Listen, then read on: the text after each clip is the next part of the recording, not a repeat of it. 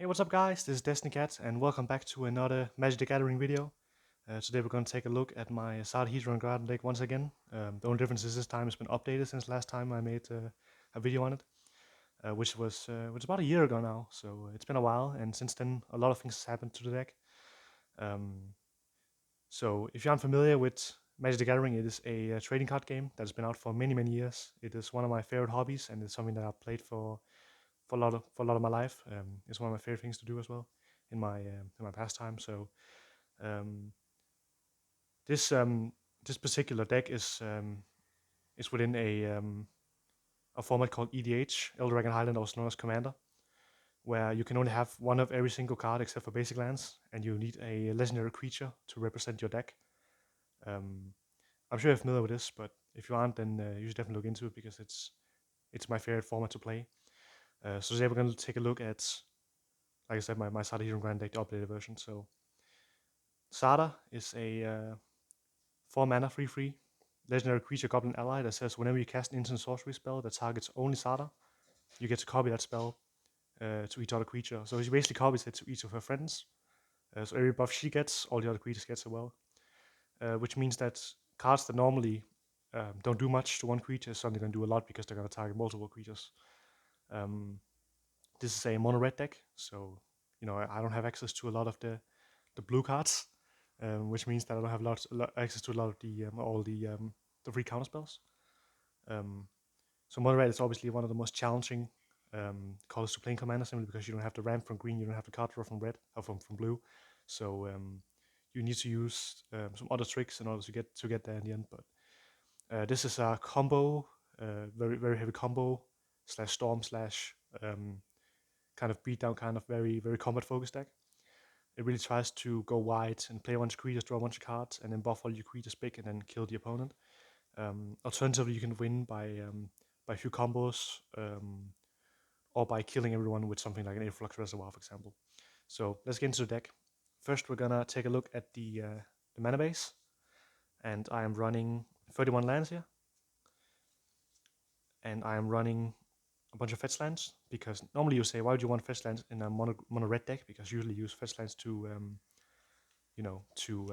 color fix, but in this case it's actually more than that because we run a few cards that care about things like escape, and we also run a few non-basic mountains that we want to find with these lands. So that's why we run all the fetch lands we can. We run all four, fetches that find any mountain, and then we run Fabled Passage as well as Prophetic Vista, which finds basic lands only. And those are the 5 or the 6 fetch lands we run. Then we have a Reliquary Tower, very nice one actually, very nice foil one. A lot of decks don't really need Reliquary Tower because again, normally decks don't draw that many cards. They don't really need to keep more than 7 cards. A lot of decks they don't really need this card, but in Zada it's actually very good because sometimes you'll end with like 20 cards in your hand and you might have to pass turn if you can't win. And Reliquary Tower really comes in handy when you are in that situation. Then we have Wasteland. I should have Strip Mine here as well, but I have currently not got my hands on a Strip Mine.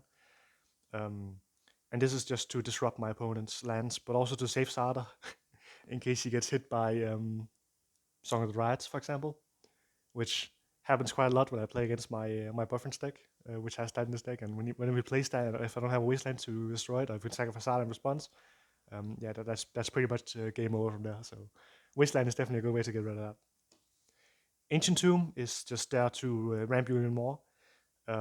It's a very good card. The only problem with this card is that it doesn't make red mana, but you have so many other red sources in this deck that it really doesn't matter. So Ancient Tomb is a very good card, especially in mono red, mono decks. It just gets in there, does a lot of work, a lot of heavy lifting. Then we have Shadow Score Smashing. One of this deck's weaknesses that is that it doesn't really have any interaction. It really just tries to go off before the opponent can do anything. But Shadow Score Smashing is recent addition. It comes in as a land. You can pay 3 life to have it into untapped. Show it right here. And then you have to you decide which side you're going to play of the card. But if you have it early game, you can play it either to pay 3 life for it to play into play untapped, or you can play tapped. And late game, you can use it to remove some kind of creature, like like a Thalia, for example, that makes it so all these spells cost one more. They can be very annoying and very tricky to deal with for this deck. But like I said, we don't have a lot of interaction in this deck, so this is like one of the only piece of interaction we have, because the whole deck is just like a giant combo and a puzzle, so it doesn't really have room to play a lot of interaction. Then we have Madblind Mountain, which is very good because against the mountain, it's a non-basic land. You can find it with your fetch lands, which is not a reason why you want to play fetch lands in this deck. And what it does is that it comes into play tapped, but you can pay a red and tap it to shuffle your library. You can play this ability only if you control 2 or more red permanents, though.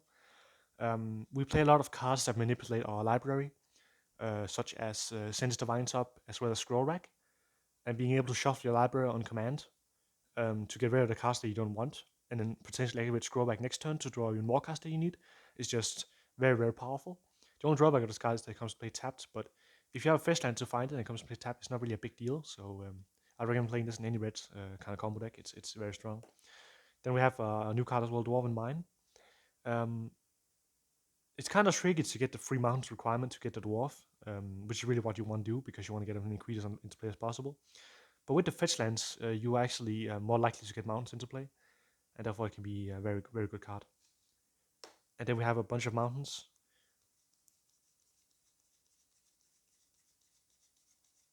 19 mountains, and that's 31 lands in total. I've gotten these very cool unstable lands, which I spent a little bit of money to get, but I thought it was worth it. It's my favorite deck, so I had to play it out in some way.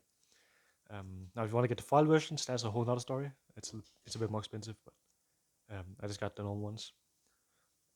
All right, so that's the land base. Now we're going to go into the artifact ramp, which we are wanting quite a bit of.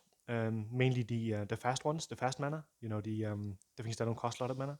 Preferably things that cost less to play than the mana to generate. So we don't really run on things like you know, like the classic like mana rocks, like the two mana rocks that generate 1 mana of any color, for example. It's not very really what we want to be in this deck. It's pretty good, but we really want to get a really fast start going. So one of the best cards for that is of course Mana Crypt. Should be in pretty much every commander deck, but it is a very expensive card. So I can understand if you don't want to get it, but it's definitely doing some work in this deck. So Mana Crypt is definitely in there.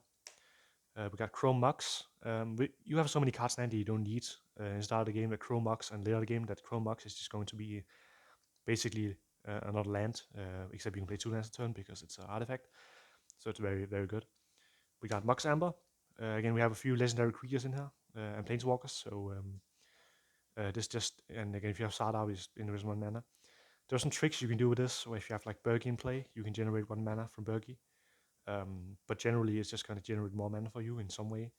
And you know, put your storm count up, make your storm count go larger and wider, and eventually you're going to kill your opponent with it. So it's a very, very good card. We got the classic Soul Ring, which is getting cheaper and cheaper as the commander format becomes more and more popular, because you know, the beginning Soul Ring was actually quite an expensive thing because it wasn't printed that much, but it's been reprinted a million times, so now it's actually very, very, very cheap to get. At least definitely compared to like something like Mana Crypt, which is very funny because every time Mana Crypt gets reprinted, it just falls in price for like a few months, and then when the set doesn't get printed anymore, it like goes up in price again. But yeah, Soul Ring, very nice. We got Ruby Medallion, very good. This is actually a little bit different than, you know, something that just generates 1 mana of any color when you tap it, because this makes all these red spells cost 1 less to play, which means that you can actually have for more than 1 essentially, because if you make your spells cost, you know, 1 less and you play like 3 spells, then you made like something that would cost 6 mana normally only costs 3 mana. So it's a very, very good card. Then we have Ashnod's Altar and Phyrexian Altar. Both cards are extremely powerful in this deck because you generate so many tokens that it just becomes insane to get. You know, you play a bunch of tokens, sacrifice some of them, then you generate a bunch of mana, you play something very big, and you buff all your creatures, you cast all your spells again, you do all kinds of crazy combo-y, stormy stuff, and then you eventually kill your opponent. So these are a must-have, I think, in a deck like Zada. In deck that requires there's a lot of token generation, or you know, requires a lot of mana. These cards fit right in there. So that's the artifact ramp package. Next, we're going to take a look at the fast mana. So this is cards that generate mana quickly, but only for that turn usually. So we have a card like Sudden Breakthrough. Remember Zada will copy this spell to each other creature, so this spell becomes, you target Zada with this spell, and then Zada copies this spell to each other creature, which means that all your creatures are going to get +2/+0 and gain first strike on turn, and you're going to create that many treasure tokens. So basically you're going to create treasure tokens for each creature you have, which means that this spell in basically becomes usually becomes just free to play, and other times it generates so much mana for you that it becomes like you paid less for playing the spell than you actually got mana. The more creatures you have, the better the spell becomes. So it's a very good card. We got Skirk Prospector, which you generate a lot of goblins. So it's basically like Astronaut Altar and Frictional. So you can sacrifice those goblins to generate 1 mana. He's just a little bit more, he's a little bit more stingy. He only wants to sacrifice goblins, whereas Astronaut Altar and Frictional can sacrifice any kinds of creatures. But he's definitely a must-have in this deck. Kariev's Expertise is a very funny one, and I don't really get to use it much because I usually have a more efficient way to go off. But sometimes it does come in handy. You can control target creature or vehicle instead of turn. You untap it in his haste instead of turn. And then you may cast a card with command mana cost 2 or less from your hand without paying his mana cost. So the idea is you play this on Zada, and you can control of all your creatures, and then basically you can cast as many spells you have creatures that cost 2 or less without paying his mana cost until end of turn. So the idea is you play like 10 creatures, you play this on all the creatures, then you play 10 spells that cost 2 or less, which is very strong. And while it doesn't generate you mana, it basically makes your spell free, which is pretty much the same as generating mana, but it can be a bit better. So yeah, we have Battle Hymn, and Battle Hymn is just great. It makes 1 red mana for each creature you control for 2 mana. Again, mana is something that you really need in this deck. You need a lot of mana to go off. So Battle Hymn really can really like save you from a lot of situations where you wouldn't have that much mana. Very good card. Then we have one of the All-Stars in the deck, which is responsible for a lot of the turn 2 kills that this deck can do, and that is a Treason Soaker. It's a very strong card in any kind of deck. People who play CDH will know this card in Godo Bandit Warlord for being able to pump out Godo Bandit Warlord very quickly on turn 4, getting your equipping him, making infinite Godos that attack for win. It's infinite combat steps. Yeah, it's here it basically does much the same. If you have a few mana rocks, some mana generation and this guy, and then some card draw, you can go off very quickly. I've gone off on turn 2 and 3 with this deck pretty often. It doesn't happen all the time, but it does happen pretty often because deck is pretty consistent once it gets going. So that's Treason Soaker. One of my favorite cards, and the next card is also one of my favorite cards, Runaway Steamkin. It says whenever you cast a red spell, you get to put a +1/+1 counter on it, and then you can remove 3 +1/+1 counters from it to add 3 red. So yeah, it's just like insane. You just basically go nuts because all your spells gonna cost 1 less to play. Basically, if you have like or be free to play. So if you have like 1 costs red spells, they basically cost 0 to play. If you can play 3 in a row, then you get that mana right back. This is a very funny card to copy, which you can do in this deck. Actually, copy this card because then you basically have infinite mana in some situations. It's really broken, and it definitely belongs in this kind of strategy as well. Card from Commander Legends right now, we got Jessica's Will. Just insane. You get to make as much mana as people have in their hands, or you get to exile top 3 cards from your library and you get to play in this turn. If you have a commander, you get to choose both. So it's a card draw spell, it's a ramp spell, it does everything you want to do. In a multiplayer game, someone is gonna have a big hand, and there's no limit to how much mana you can generate because people could have potentially a bunch of cards in their hand, more than 7, so it can be very, very powerful. Mana Geyser, again, for those multiplayer games, you add a red mana for each tap land your opponents control. So this is really good if you go last, because then everyone's usually tapped out often, and then you can generate 15 mana. That'd be the dream, and then you pretty much just win if you have some card draw and some creatures. It goes absolutely nuts. In the Fire, as a red for each card in your hand, and again, with Reliquary Tower and a lot of card draw in this deck, which we'll get to later, you can definitely generate a shit ton of mana with this card. Then we got Bergi, God of Storytelling. she says whenever you cast a spell, you generate 1 red. This disability right here is not really important. The disability right here is what's important. You cast when you cast something, you just get a red mana for free. It's simple as that. And her other side, which I'll show you right now, is also quite useful.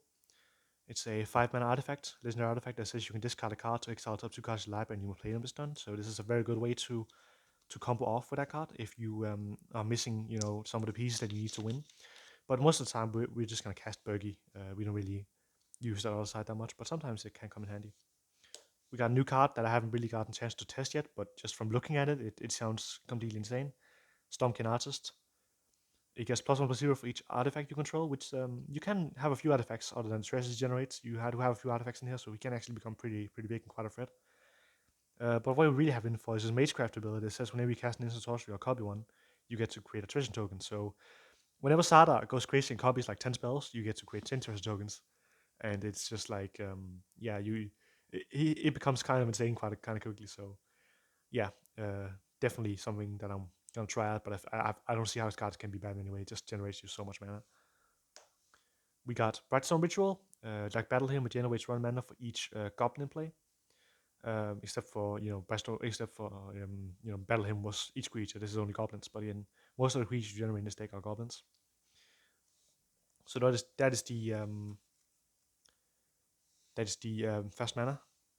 Now we're gonna take a look at the interaction, and we only have one card. It's Chaos Warp. Again, we don't have much interaction. The only interaction we have is like maybe Wasteland, maybe that land that you can play as like what was it called? See what was it called? So yeah, Shadows go smashing, and then Chaos Warp. And Chaos Warp is also there to show off your own commander. Remove your own commander from the game if in some situations where you can't use him in some way, or remove the aura that's attached to him or whatever, attached to Zada. So that is the idea of that card. Then we have the protection, and again we're only running 2 spells here. We have Swiftfoot Boots and we have Goblin Surgeon, Terragon. But basically, Swiftfoot Boots is just gives equipped creature hexproof and haste.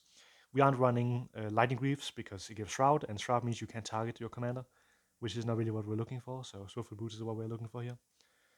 And then we have the Goblin, which you can basically sacrifice a Goblin to regenerate target creature. That's what he does. He's 0/2 for 1 red. And he's just really good because you can sacrifice half your war to regenerate half your war. You can sacrifice a Goblin to regenerate Zada. You can sacrifice this guy to regenerate Zada. It's a very good way to protect your board. And whenever I play this guy early game with Zada out, I usually feel pretty safe because they have to use some specific kind of removal to actually do anything about Zada. Alright, now we're going to take a look at the token generation. We got Dragon Fodder. It's 2 mana make 2/1 red goblins. Firecat Blitz. It's just you make X1 red cat creature tokens. You pay X and you can also flashback it for 2 red and sacrifice X mountains. So sometimes I'll discard this early game in some way, and only to flashback it when I don't need the mountains anymore, and then win that turn. They have haste as well, so they can actually get buffed and all kinds of things. So it's a very good card in this deck. Scan Commander. He's very good for what you pay for him. You get 5 power for 5 mana, but you also get 3 red goblins and a 2/2. And then you get to sacrifice a goblin, and then he deals 2 damage to any target for 2 mana. So he's just a very good good creature. He has actually won me a few games. There's some games where I can't swing in, and I've had so much mana, and I just sacrificed a bunch of goblins that I've had, and I've killed people. It's doesn't happen that often, but he can be a win condition in itself in some situations. Krangos Command, again, make 2 goblins for 2 red mana. Mog War Marshal. He has Echo, and he makes 1 red goblin when he enters the battlefield, so he's basically like a Dragon Fodder, except that when he leaves the battlefield or dies, he also makes a goblin. So he's technically 3 goblins for 2 mana, which is kind of good. Goblin Instigator, much the same. He makes a goblin when he comes in. He costs 2 mana. He's a 1/1, so very much the same. We run as many of these effects as we can, because it just makes the deck more consistent and more smoother. Then we got Young Pyromancer. Says whenever you cast an sorcery spell, you put a 1 red elemental creature token into the battlefield. Very good, because being able to cast a bunch of spells to just generate a bunch of creatures is sometimes what you really need to go off. Young Pyromancer really does it. Here's Cranko Tinstery Kingpin. I don't run the other Cranko, the old Cranko, because I found that I tested him for a while, I found that it was rare that I could actually have enough goblins in play to where he would actually make a lot of goblins, and I never found him to really go off that much. Whereas this guy, basically what you do, you play him early game, and then you use your buff spells to generate a bunch of creatures, and you attack with them. I mean, it's actually generate goblins equal to his attack. So the idea is that you do that, and then you use a bunch of card spells to draw cards. Then you basically flashback those, play them again from your graveyard, all those buff spells that you used on Cranko in the early game. That's the idea of him. Chandra, Acolyte of Flame, is here to make for her basically all her abilities, but mainly the one that makes elementals, and then the one that you can play a card with instant sorcery, command mana cost 3 or less from your graveyard this turn without paying his mana cost, and it gets exiled afterwards. It's really good just to use the ability to play something from your graveyard that you desperately need, like a draw spell. And making 2/1 red elementals, even though they die at the end of turn, it's still a way to draw more cards with Zada, which is all you really care about. Hoarding Outburst is just 3 mana to generate a free one regardless, so that's why we play it. And then the last token generation here is Empty the Warrens, which you put 2/1 red goblins into play for 4 mana. But it also has Storm, so you copy this for each spell you cast before this turn, so you can actually generate a bunch of goblins with this. It can be a way to win the game if you have an empty board and you have 1 spells in hand. So that's why we play it. Alright, so now we're going to get into one of the most important parts, aside from the token generation, which is card draw. So the idea of this is that you want spells that target Zada and draw your card, because that spell will be copied to each other creature you control, and then you get to draw a card for that, for each creature you control. So this you can only play during Card Extract. You can play it during combat after blockers are declared. You choose a creature and you flip a coin. If you win the flip, that creature gets +++ end of turn and you draw a card. So the idea is that you play this during combat when you attack with like a small creature, for example, you target Zada with it, and then you basically draw a card for each creature you control. It's pretty much it. Crimson Wisp gives haste, makes the creature red, and you draw a card. So again, if you have a bunch of creatures in play, you can draw a lot of cards for this. Expedite, very much the same. Doesn't make it red, but it does give it haste. It's pretty much the same card, except it doesn't make it red. So it's a bit worse, I guess, but yeah, it doesn't really matter red anyway, so pretty much the same card. Fist of Flame is a must-have. It is a powerhouse. You draw a card, and then turn target creature gains trample and gets +1/+0 for each card you draw in this turn. So each creature is going to get +1 more than the last creature you targeted, because you draw another card from this. So this is a really good way to basically draw a bunch of cards before this and play this, and you buff your other creatures to like a big amount and give them trample, and then you attack. This is not only a card draw spell, it's also a win condition. It's a very easy way to go off and win with this deck. It's just to play Fist of Flame when you've drawn like 20, 30 plus cards. Basically, your Crater Hoof of the deck. It's like Crater Hoof, pretty much. We got Accelerate, which is the same as Expedite, except because 1 mana more, it does the same thing. Sense Divine Top. Again, it can be card draw, but it's also card manipulation, this is also what this tier of the deck is about. This part of the deck is about. It's about card draw and card manipulation. So Sense Divine Top in the early game is a very good way to filter the cards that you want from the cards you don't want, as well as in the late game you can use to draw some cards. Again, you have fetch land, so you can shuffle away the cards that you don't want, and it can protect itself by putting on top of its own library. It's a very good card, and you should definitely have a deck like this. Spark of Creativity is a funny one because it doesn't technically destroy the cards, but exiles the cards instead from top of your library, and you can play them on the turn. Or you can have them deal damage to that creature equal to its, convert mana cost, which you never do. You just use it to play the cards. Renegade Tactics is target you can't block this turn, and you draw a card. Again, you don't really care about the first part. It's just the target part and the draw card part. That's what you care about. Target start with this, draw a bunch of cards. We have Favorite Looting, which is a very good way to get your graveyard full for something later, like a flashback spell or like a play cards from a graveyard spell, recursion spell. It draws 2 cards and discard 2 cards for 1 red, and you have flashback for free. So it's a very good way to in the early game to get what you need out of your deck. Scroll Rack is one of the reasons why we run Mad Blind Mountain as well as the fetch lands, because this basically says you can exile enough cards from your hand, face down, and put that many cards from the top of your library into your hand, and then you look at the exiled cards and put them on top of your library in any order.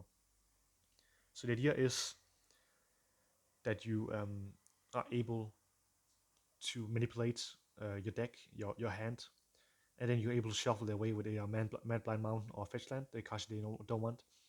It's just a very, very powerful card, and it's also very tricky to play. It requires a little bit of finesse and understanding of the decks to play it, so yeah. Very fun card. A very good card as well. Cathartic Reunion is you cast a spell, you have to discard 2 cards, but you get to draw 2 cards for 2 mana. It's just a very very good efficient card draw spell because you just draw a bunch of cards for not that much mana. Then we got Stun. Target creature can't block this turn, and you draw a card. And you play on Zada, copy to each creature. Then we have Skull Clamp, because Skull Clamp is it just fits in this kind of deck because you make so many tokens. Equip it to a goblin, it dies because it gets +1/-1 dies, and you get to draw 2 cards from it. Just very, very good card draw, and it should be in any kind of like token deck. And then finally we have a Boiling Blood, which says target creature attacks this turn available and draw a card. Oftentimes I'll play this after combat, in case I don't want to attack, because it really does gives you a few problems. So that's usually why I don't run it. Or play it after before combat. And then we're going into the buff category. So the buff category consists of cards that buff Zada and creatures you control. Invigorate Rampage is a very good one, and this is how you're going to usually win the game, is by buffing all your creatures and attacking with all of them. So Invigorate Rampage gets target creature +4/+0 and against Trample at the end of turn. So players on Zada, all your creatures are going to get +4/+0 and against Trample. Downhill Charge. You can sacrifice a mountain rat and paying its mana cost, and then target creature gets +6/+0 against number of mountains you control. So you can play this for 3 mana to give all your creatures, equals number of mountains you control, or you can play it for free, which sometimes is the right play because you need more mana to do other things. We have Brute Strength, +3/+1, and Trample on turn of turn for 2 mana. That's a pretty good deal. Then we got Titan Strength, which is kind of a tutor because it makes you scry 1 as many times as you have creatures. It also gets +3/+1.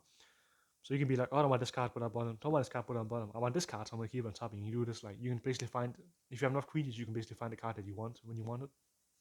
Very good card. Reckless Charge is +3/+0 and haste on turn of turn, and it has flashback for 3 mana. So you can actually play this twice in a turn, or you can flashback it later for a later swing if you need so many creatures to gain haste. Overall, it's a very good card. Oh, this should be the card draw category. It's just 1 damage, and you 1 damage to target creature you control, and that creature gains Trample on turn, and you draw a card. It should be in the card draw category, but it's up in here. Alright. We got Rush of Adrenaline, +2/+1 and Trample on turn for 2 mana. It's pretty good. 1 mana is pretty good. We got a Sorcerer Robe, which is a sorcery that gives target creature double strike on turn. Again, really where I want to be. Double strike is a very powerful keyword in this this deck. A very powerful ability because it just makes it so that your creatures do double as much damage, and they basically kill any creatures that don't have double strike because they're so huge. So it's a very good card, and it just makes your attacks that much more potent, that much more scary. We have a Timur Battle Rage, which gives double strike, and then if you have a creature with power 4 greater, it also gives it creature's trample. So plays on Zada, and again you can just go crazy with it. We got Built to Smash. Target attack creature gets +3/+0 on the turn. If it's an artifact, creature gains trample on the turn. Don't really run a lot of artifacts in this deck. Artifact creatures, so it's just +3/+3 to target attack creature, which is also very good for 1 mana. This card's a little bit better though. It's +3/+3 on standard turn to target creature for 1 mana. That's the that was the buff category. So now we are going to take a look at the Graveyard Recursion. This is cards that bring cards back from the graveyard. Instant sorceries usually, so you can play them again. The first card is Dreadhorde Arcanist, which says has Trample, which is also very valid because you can buff this guy to be very big. So him having Trample by itself is also very good. And then it says whenever it attacks, you get to cast target instant sorcery card with command cost X or less from the graveyard without paying its mana cost. The spell has to be the same mana cost as this guy's power. So the idea is you buff this guy up a bit, and then you play something that costs a bunch of mana from your graveyard, or you can use it to play like a 1 mana card draw spell. It's very versatile. I couldn't dare take this card out. At least not yet. He might go out later, just because there are better ways to do this. But he's just a very good card, and he really, suits deck a lot. Honorable Breach is probably the best recursion spell in this deck. One of the best anyway, because you get to every card in the graveyard has Escape, a non-land card. This includes all your non-instant sorceries. Basically, Escape is you can exile 3 cards from the graveyard to play this card. And it doesn't really go to exile afterwards, which means that if you have like instant sorcery, you can keep playing as long as you can exile 3 or more or 3 cards from the graveyard, which becomes very good when you have a big graveyard, because you can keep recurring the same like big mana spell, you can keep recurring the same card draw spell, you can do a lot of stuff with this card. We have Passion Flames, which gives each instant sorcery card in your graveyard flashback on the end of turn, and it has flashback itself for 5 mana, which means that you can actually play every instant sorcery card in your graveyard on the end of turn. It does get exiled when you don't play it though, but this is another way to recur all your instant sorceries, which is really what you care about. And then finally, the big bomb, Mystic's Mastery. Mystic's Mastery is just insane. It says that you can exile target card as in sorcery graveyard, and you can play against another turn. But there's overload, so that's each card you exile instead, and you can play it on another turn. So if you have a big graveyard and you can play 8 mana, and you can play every card in your graveyard. So a common turn will be that you play a bunch of spells that give you mana, play a bunch of cast like glory casts, just go crazy. You have like a giant graveyard at the end of it, and then you use all the mana that you generated to play Mystic's Mastery Overloaded, and you play all the cards again, and it just becomes completely insane. And usually win that game when that happens. Here's one of the funnier cards in the deck that when I put this card in the deck, I thought that it was just going to be, I was just going to test the card to see how good it was. I didn't think it was that good actually, but then after playing it for a while, I was like, this card is pretty insane. It's Kark the Thumbless. So he says, whenever you cast in a sorcery spell, you get to flip a coin, and if you lose the flip, you return a card to your hand, and if you win the flip, you get to get a copy of it. But in Zada, it doesn't really matter, because when you cast a spell, both of these triggers go on a stack. So you basically what happens is that you just draw one less card, and you get the card back to your hand. So for example, if you play like a card draw spell in Zada, and you target the copies to each creature you control, and then you roll a die to see if you get it back to your hand and get a copy. If you lose the flip, you get it back to your hand, but then you still get to draw like one less card, and you can play the card again right after. So it becomes basically recursion. As long as the card sends you back to your hand, you get to play it again and again. And the other effect is also pretty good because you get a copy of it. So usually you don't really care if he sends it to the graveyard or it goes back to your hand. Usually it really doesn't matter, because you get to draw cards anyway. It's not like you don't get to resolve the spell anyway. So this card is pretty damn good, and I definitely recommend it for any kind of deck that has some kind of triggered ability when you cast in sorcery spells. That's red. Then we have the only tutor in the deck, which is Imperial Recruiter. He finds a few good cards. He finds Sweetness Ogre. He finds Kark. He finds Runaway Steamkin. He can find Siege Commander. He can find basically all the relevant creatures in the deck. Usually you can use this guy to find Sweetness Ogre, so you can go off.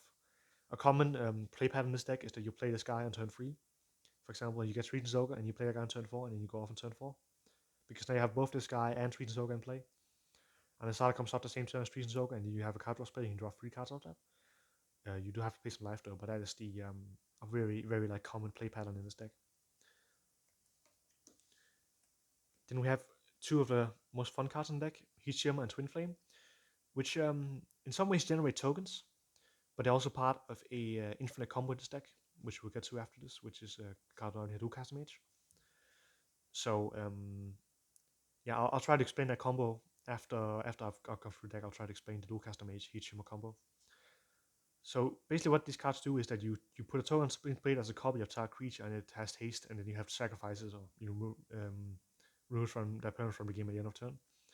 So yes, you play this on Zada, and then he copies it to each other creature. So you get a copy of each creature you control, and those copies disappear. But the thing is, if you have something that generates tokens like a Siege Commander, you get to keep those tokens as well. And they also gain haste those tokens, not the tokens they generate, but the tokens copy you make of the creatures. So it becomes a very good way to swing out and kill everyone. Then we have Dualcaster Mage. He's in here for value and for the infinite combo. So basically Dualcaster Mage can copy any instant sorcery spell again. So if you have something that enriches your mana, you can copy it, copy it, and then you can generate twice as much mana basically, which is a very good way to go off. You can also use to copy, other spells. but mainly is the big mana spells you want to copy. And then finally, if all else goes wrong, if you can't win the game with damage because someone has like some kind of effect that prevents you from attacking them, like a mode or something, a Microsoft mode, or maybe like a silent arbiter, propaganda, all kinds of shit. If you can't kill people with damage, then you have another alternative. It's called Aetherflux Reservoir. You basically play a bunch of spells, and you gain 1 life for each spell you cast this turn when you cast a spell, and then you pay 50 life, and you deal 50 damage to target creature player. And if you cast enough spells, you can kill everyone with this. A very funny thing you can do with Aetherflux Reservoir, that a lot of people miss, I think, when they play against this deck. I'm gonna find it really quick. It's right here in there. If you have Treat and Soak out, and you can cast just a few spells, just like 5 or 6 maybe, then eventually your spells are the damage that Treat and Soak inflicts you. You have to pay life to generate red mana. The damage that you get from that is going to be less than you take, whenever you get life back from Flux Reservoir. So it'll be like pay 3 mana and generate a red mana, and then pay 1 mana to play 1 red spell, and then you gain like 6 life back, for example. So you pay less life than you gain, basically, and it means that you can, in some cases, generate pretty much infinite mana because you keep like regaining back life that you paid. So that's a very cool combo. All right, let me show you the Ducaster Mage, Heat Shimmer, or Twin Flame combo. All right, so you have a card like you need a creature on the battlefield, and then you need Heat Shimmer and Ducaster Mage, or either one of these, Twin Flame or Twin Flame or Heat Shimmer, and then Ducaster Mage in your hand. So this is I have both, just to make it simple. First, what you do is you cast Heat Shimmer or Twin Flame, whichever you want. If you cast Twin Flame on your creature. While this is on the stack, you play Dualcaster Mage, which makes a copy of Twin Flame when it comes into play. What happens is that the original Twin Flame is still on the stack, so you wait to resolve that. You just keep it on the stack, and then the next Twin Flame comes in. Let's say this is the Twin Flame that comes in. It's going to target Dualcaster Mage to make a copy of Dualcaster Mage. Dualcaster Mage comes in. The copy of Dualcaster Mage comes in, makes a copy of the original Twin Flame, which makes a copy of Dualcaster Mage, which makes a copy of Twin Flame, which makes a copy of Dualcaster Mage. You do this infinite times, and then on your last Twin Flame, you target basically this creature again. What will happen then is that you will have infinite hasty Dualcaster Mages that can swing out and kill your opponent. It's a very lame way to win the game, and I don't really do this often. But whenever the opportunity comes up, I do win with this. But I prefer going off with like Influx Reservoir or something like that. So this is like one of the ways you can win the game with this deck. Overall, Zada is a very fun commander to build around. He has a lot of interesting synergies. She has a lot of interesting. It's a female goblin, I keep forgetting, but she has a lot of interesting synergies. I definitely recommend playing this deck if you want to play a good mono red deck that doesn't break your bank. I have a lot of expensive cards in here, but you can build this deck for very cheap, and you can actually have a lot of fun and do a lot of things with it. And you can slowly upgrade if you like the deck. But if you want a stronger deck than this, that does much the same, you can play a card, the new card that came out in Strixhaven, the Commander set, which is the blue-red card that says that it has Magecraft, and then it basically copies every triggered ability that you have when you cast in sorceries that triggers in additional time. So basically, it's very similar to Zada. But why I think that card is better, or that deck is better, is because it has blue, so you get to play counter spells and distraction. Where Zada is very like, it's in some cases you can just get beat out by it. I prefer Zada. I like Zada more. I like that there's a goblin deck. I like that it's a mono red deck. I like that it draws that many cards. That other deck can also draw a lot of cards, but it works like similarly, but it's not quite the same as that as this deck. So yeah, that is my Zada deck. Hope you guys enjoyed it. I know I've said I was gonna make this video for a while, but I finally got down to it. I wanted to get some cards in before I made the video, and I also wanted to do some things with the deck before I made it and test out some cards. But finally, it's here. I hope you guys enjoyed it. I hope you learned something about this deck, and I hope you try it out for yourself if you have the opportunity to. I'll try to make more Magic the Gathering videos in the future. I'm thinking about making some gameplay videos of me and my boyfriend playing. and I was thinking about reviewing some more decks and doing more deck techs. I also might be opening some booster packs or Magic Gathering products on here. So if you guys like that, then stay tuned. And this was my Zada Hedron Grinder deck. Thank you guys so much for watching. This is Destiny Cat signing out.